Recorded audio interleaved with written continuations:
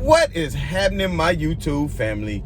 It is your boy B New coming back at you once again on this Saturday afternoon, just for the weekend edition. Of course, you all know the Los Angeles Lakers came back last night from the All-Star break after over a week off, and I expected them to come back well rejuvenated, but it looks like they had still some rust factors going on, and it seems like KCP and Wesley Matthews are still in that same funk and that same slump that they have been in, and that's very disappointing to say, because I know, as you all know, who follow, keep up with anything related to LeBron James, that he was asked a question, I think yesterday or the day before, saying how does he feel about the way the roster is currently constructed and what their chances would be as far as competing or even winning a championship for them to repeat as NBA champions this year. And of course, LeBron James didn't want any of his teammates to get into their feelings like other teammates in the past got into their feelings, like Brandon Ingram, for example, Lonzo Ball, and maybe Josh Hart. I won't say Lonzo, he never seemed like he cried, but at the end of the day, you know, when LeBron was asked the question, did he want AD, and he said, of course he wants AD. We all remember what happened and how that all turned out. But the main point of the status is LeBron James said that he was confident in the team that he already has, and that they are more than capable of competing with anybody in the association. And from the bottom of my heart, I actually believe what LeBron James is saying. I believe that he believes that, because he could be saying that for fluff. He could be saying that for anything, because he doesn't want to see his teammates start to play even worse than what they already playing and lose confidence, lose the little remaining confidence that they have left, because as I said before, they have not been playing very well leading up into the All-Star break. So with all that being said, let's just jump right into it. So the way I look at it is, as far as my post-analysis of this game is, LeBron James came out and just wanted to be a distributor for this whole game. And you can see that by he ended up with only 18 points and 10 assists.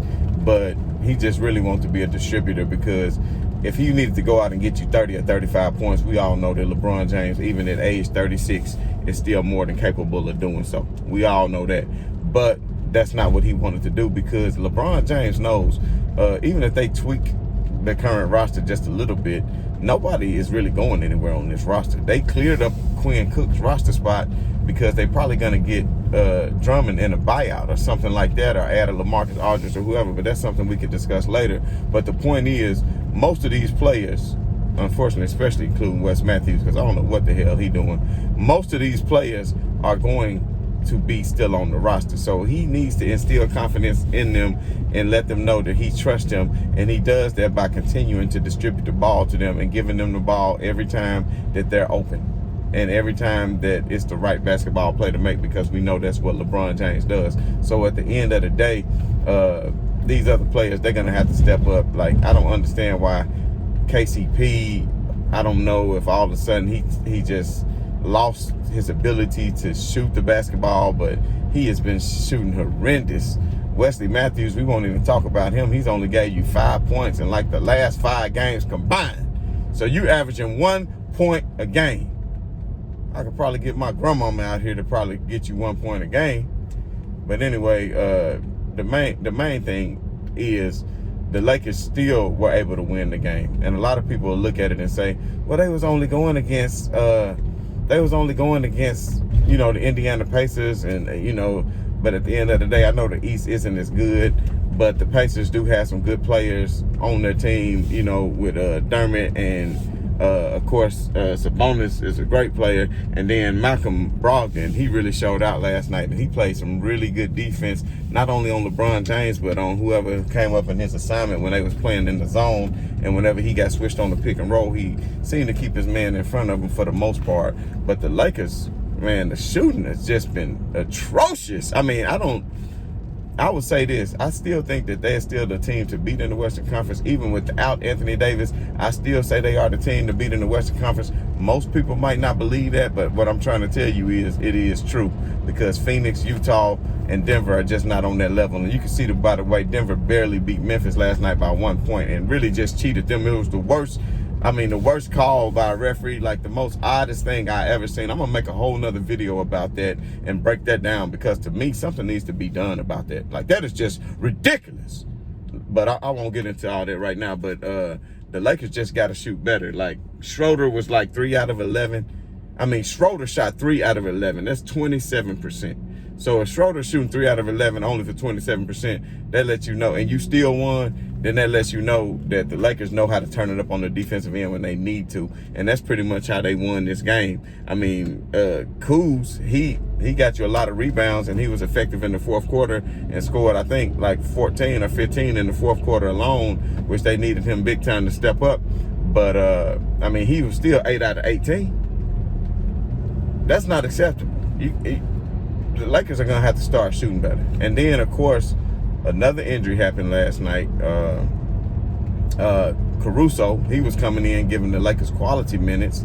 He came in and, I mean, was really stepping up on the defensive end, was getting in passing lanes, was really running people off the three-point line, was showing so much energy. And, of course, it really surprised me at the end of the first quarter with the rotations when Schroeder went to the bench and LeBron went to the bench for rest. So then they really had Caruso come in and play the point, which I thought was odd, because Caruso, I mean, he's capable of getting others involved and kind of running the offense, but at the end of the day, I would prefer that if you're going to rest somebody, go ahead and let Schroeder go ahead and sit a little bit earlier with maybe, 5 and 6 minutes left in the first, and then bring LeBron out with 1 or 2 minutes, put Schroeder back in. He's still young, and let him play, and then let him rest through the end of the first quarter, and then just start your rotations based off of that. But actually, Caruso, he surprised me. He did pretty good coming in and running the offense for the time that he was running it. So mad props out to Caruso for that. But like I said, another unfortunate incident happened. Caruso,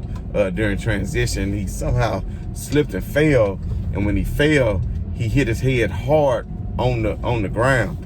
And man, just imagine in my head, I tasted in my mouth, because if you ever had a concussion and you taste that metal in your mouth and you get hit in the head real hard, then you can understand that that's something that you can't come back from. So I knew as soon as it happened that he was not going to return to the game. Like, if it was the old school, he probably would have came back, and if they really needed him, he probably would have came back. But with the players' health being number one nowadays, as far as, of course, like the flagrant fouls and everything that they call and things like that, then I knew he wasn't coming back because of the concussion protocol, and that's good. So I'm guessing we probably won't see Schroeder for another, we probably won't see Caruso for another 2 or 3 games, I would imagine, due to the NBA, the protocol for the concussions, which is good, because you don't want to get back out there and have a possible, even though it's not like football and much more contact sport, you don't want to go out there and take another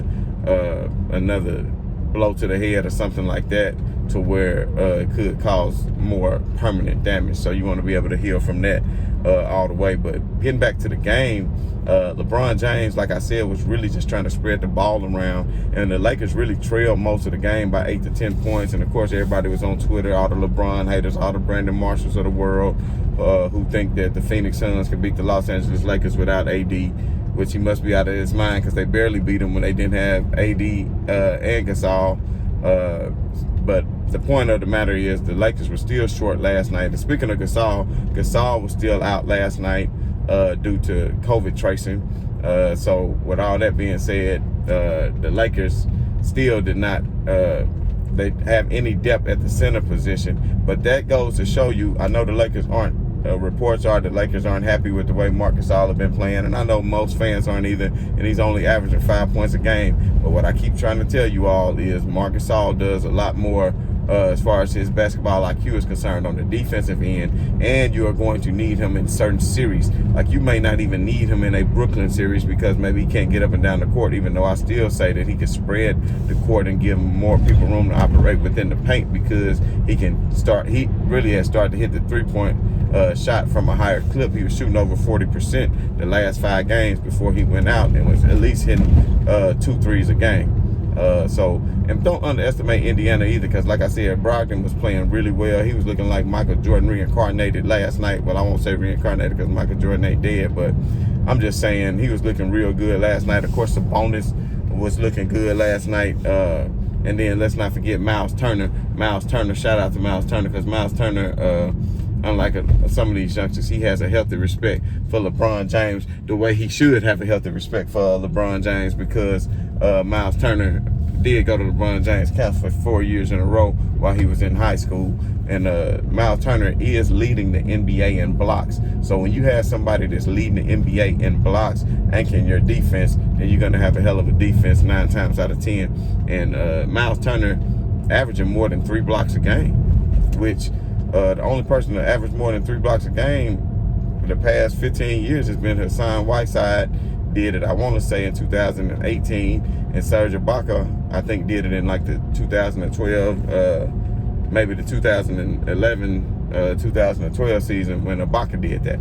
So with him being, anchoring that defense like that, it was pretty hard. He even blocked THT on a dunk.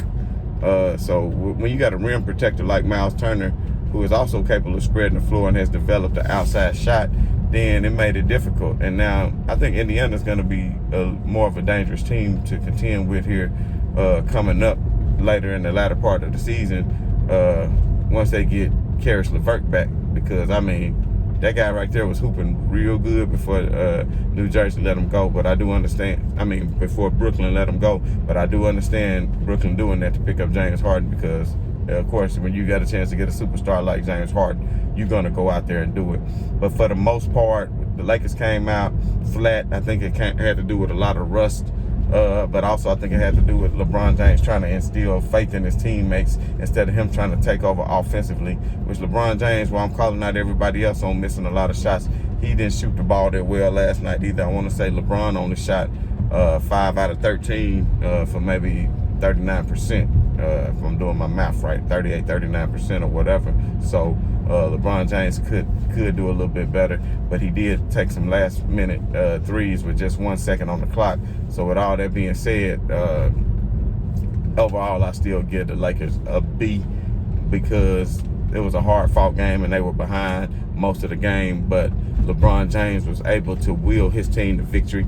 And Kuz does get a lot of credit for that, because he was so active on the offensive boards last night, giving the Lakers second chance opportunities, and he was taking away second chance opportunities from them by being active on the defensive boards too. I want to say Kuz got you like 12 or 13 rebounds, so he had the double-double, and he scored like 14 points in the fourth quarter. So with all that being said, mad shouts out to Kyle Kuzma. You got to go ahead and give him his props. So he needs to play consistently like that, or his name would continue to be on the trading block. But with them having extended his contract, I just don't see that happening. My prediction is the Lakers are going to end up landing Andre Drummond, but that's just my personal feeling. I know Andre Drummond is from New York, and he might want to have a chance to win the championship with Brooklyn, but I don't know if they're going to be able to make that happen, even though they, depending on how much his buyout is, because it doesn't look like a trade is going to happen. So it's going to have to be done via buyout, and once he's bought out, he can sign for pretty much whatever he wants to, because he's going to get his guaranteed money from Cleveland after he's bought out. So he'll get that money, and then he can just sign for the minimum if he wants to. Blake Griffin even signed for less to play with the Nets, because he felt like that gave him an opportunity to win. And he did say that Kevin Durant recruited him the hardest to come out there to Brooklyn. I don't think he received a phone call from LeBron James, but that's just what inside sources say. If you follow any of the inside sources, that's what they say. But at the end of the day, it's already happened. So if the Lakers don't get him, you can look to see them get even a JaVale McGee may come back as a rim protector. The only thing the Lakers really need is depth. If Anthony Davis is healthy, then the Lakers are not going to have any problem competing with Brooklyn for a championship. And I keep saying Brooklyn because, once again, last night we saw Joel Embiid suffer injury, and he took a hit last night. But I don't know if everybody saw it yet. Great news for Philadelphia fans, and great news for Joel Embiid, because we don't wish injury upon anybody, is he just had a bruising of the knee. It wasn't anything that was hyperextended. It wasn't a tear, a meniscus tear, or any kind of ACL tear. So it just looks like a bruising of the knee.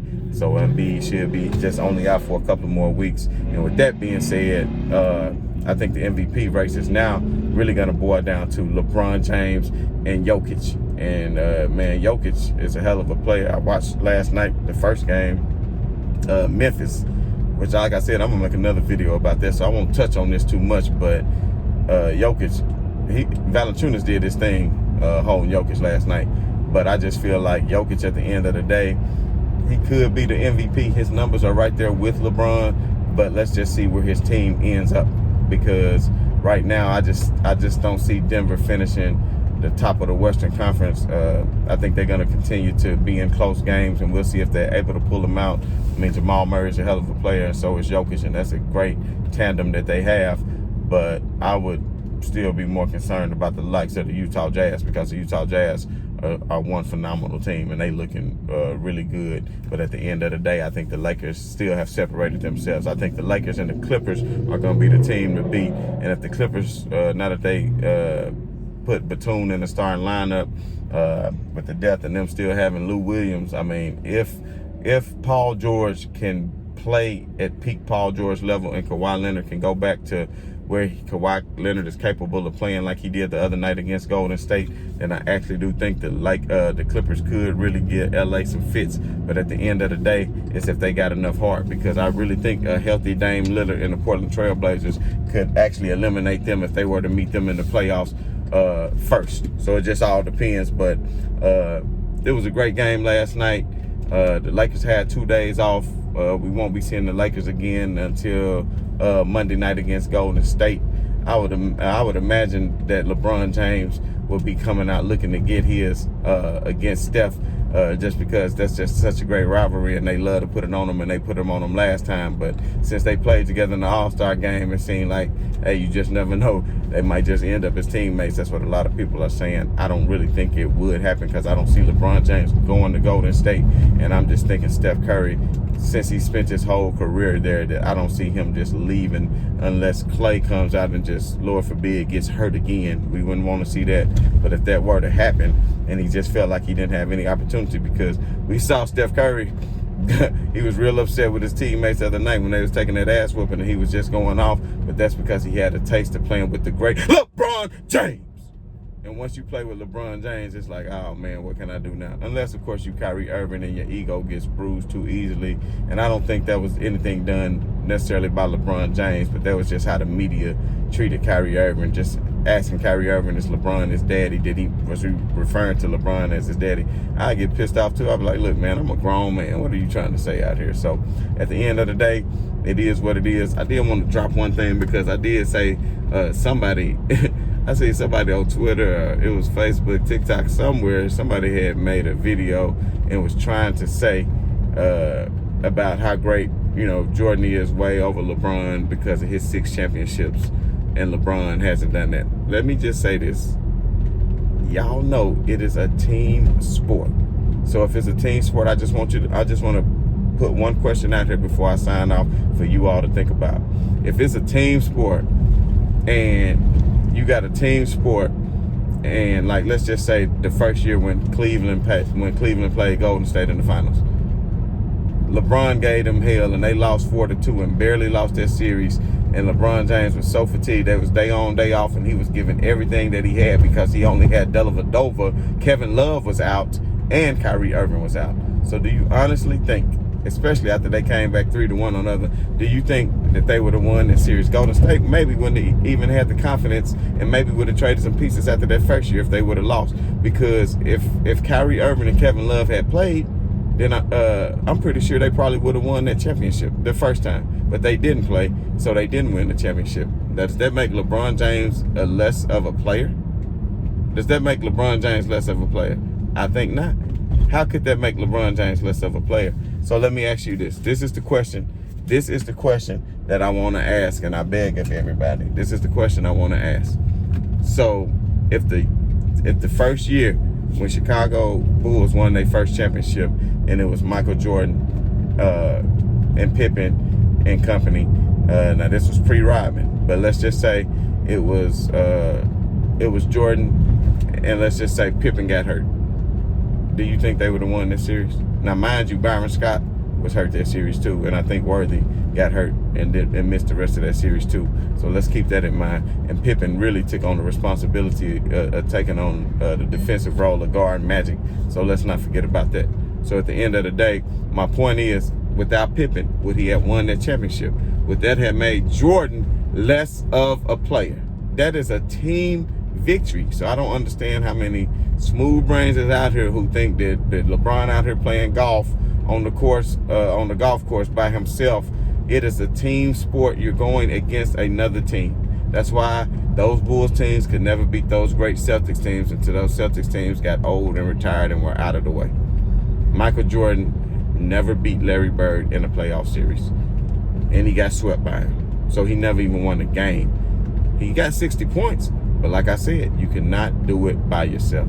So just ponder on that for a minute. And even let's say it was the Utah series. So LeBron was without Kevin Love and Kyrie Irving and lost the series. So let's just say Michael Jordan would have been without that series without Horace Grant and Scottie Pippen. Do you think he would have won? Let's just say in the series against Seattle, or even the series against Utah both times, if he would have been without Rodman and Pippen, Utah would have destroyed his ass. It would have been swept. But everybody 4-6, but they don't take into account things called context. Man, I swear to God, there's a lot of smooth brain people out here. But man, y'all just keep watching the videos, because I got to stop and get some gas. Doing all these riding around with these videos, man. Like y'all said, it really done got into my tank. So don't skip the ads, man. Just watch the ads so I can get some gas. You know what I'm saying? But now, real talk, you can skip them if you want to. But if you want to watch them and show me some love, I definitely appreciate it. I had no control over how many and when, so I just want y'all to know that. But nothing but love for everybody. The Lakers will return to action Monday night. Look out for my video that I plan to do on that Memphis travesty of Justin's as they did the other day. That was just plain ridiculous. But at the end of the day, right on to the real, and much love to the haters. I'm out.